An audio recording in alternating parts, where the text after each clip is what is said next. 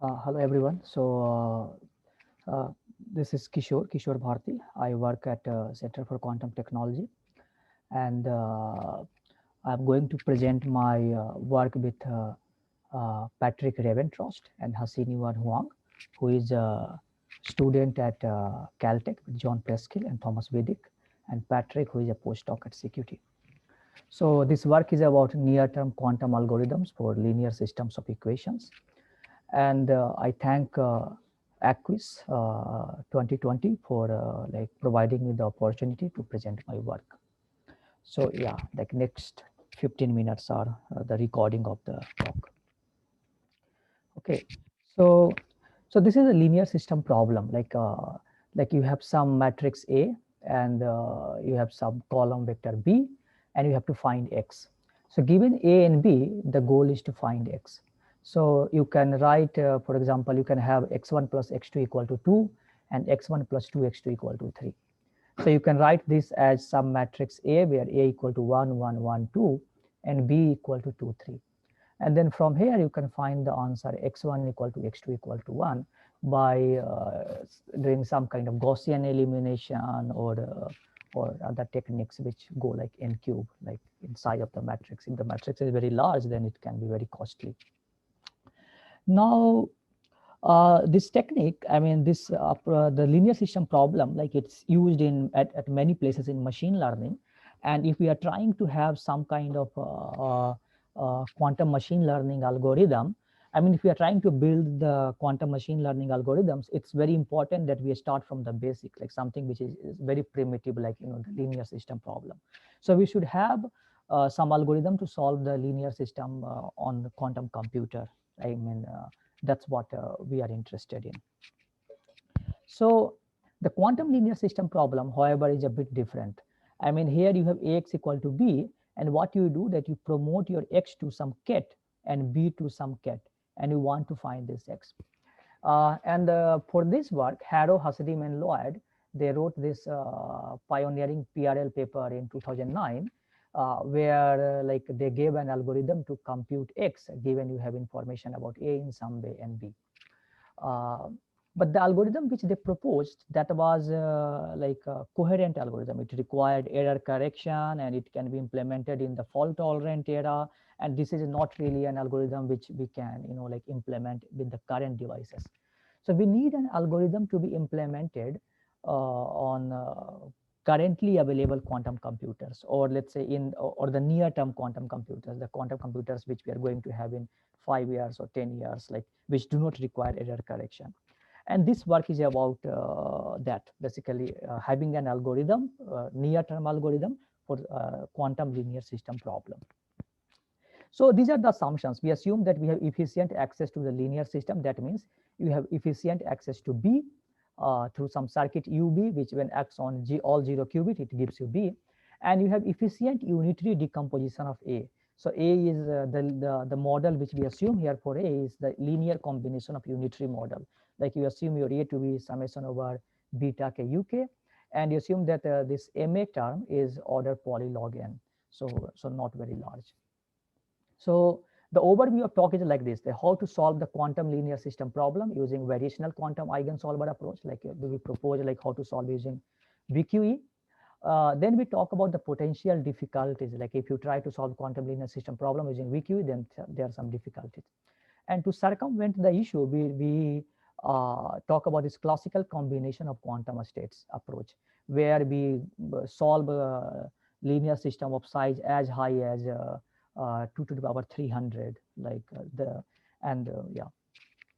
So first, let's talk about VQE. So VQE is like an algorithm which is like used nowadays at multiple places for near-term algorithms. So what you do that you prepare some unsought quantum state on a quantum computer, and then you estimate the loss function for your unsought circuit. And once you have estimated the loss function for your unsought circuit on a quantum computer, you feed the information to some classical device, which tells you to, like via some gradient free optimization or gradient based optimization, tells you to how to update the parameter theta. So it's similar to the variational principle of quantum mechanics, where you have some unsoughts and you are updating the parameters of the unsoughts. Now, we show that actually you can solve a linear system in the VQE framework. So what you do that you can construct a Hamiltonian using the linear system input, such as the ground state correspond to the solution vector. So you construct a Hamiltonian H, which is A into identity minus BBA. The above matrix is positive semi-definite, like you can show that very easily, which means that the smallest eigenvalue is greater than or equal to 0. Furthermore, if you have the ground state, you can show that, you know, like if some linear system solves it, then the corresponding X can be the ground state of the Hamiltonian. So we do it other way. We try to find the ground state of the Hamiltonian, and from there basically deduce that what you have is the solution of your linear system problem. Okay. And we solve it for various topologies like star topology, line topology, ring topology, complete graph topology, and for linear system of size 16 cross 16. Actually, we tried 32 cross 32 also, but yeah, I mean, that's in my desktop, like, yeah. We also try this adiabatic assisted approach. So there was this paper which was called adiabatic assisted variational quantum eigensolver. We try that approach also, where we vary our Hamiltonian in an adiabatic fashion, and as we like increase adiabatic steps, you see that we see here improvement. Like for adiabatic step 6, we get the actual solution always. And these were run, the simulation were run like I think around for 200,000 different random initial like problems and all. And you always like get the answer like if you go to adiabatic step 6. But the problem is that all these things that I showed you, like the examples that I showed you, they were for small linear systems, like, you know, 8 or 16 or maybe say for 32. But as you try to scale, you suffer from some kind of barren plateau problem. Like, I mean, the landscape basically becomes flat, and if you try to calculate the gradient basically goes to 0. And you cannot, I mean, and just near the solution basically you have, you know, like some very like a steep descent, but everywhere else you basically cannot move. Actually, even the adiabatic assisted approach does not help us solve it. So like, I mean, it becomes flatter and flatter, you know, like and you cannot really like solve the problem like for large cases. So what we do that we, to circumvent this issue, we suggest this classical combination of quantum state idea. So you see that the space of variational quantum state may not be large enough to contain the solution. And sometime like these theta parameters, if you are trying to tune it, it can suffer from these trainability issues such as the barren plateau issue. So what we do that we talk about this, we give this classical combination of quantum state, which is like you have some set of quantum states, and you add some kind of classical parameter in front of it, and you have some kind of hybrid state, which is a classical combination of quantum state. So instead of like we saw that when you are optimizing theta in the case of VQ, you suffer from the barren plateau problem. So instead of that, we try to optimize alpha, and like you can see that I mean, as I will show that it there is no barren plateau and it gets solved very easily.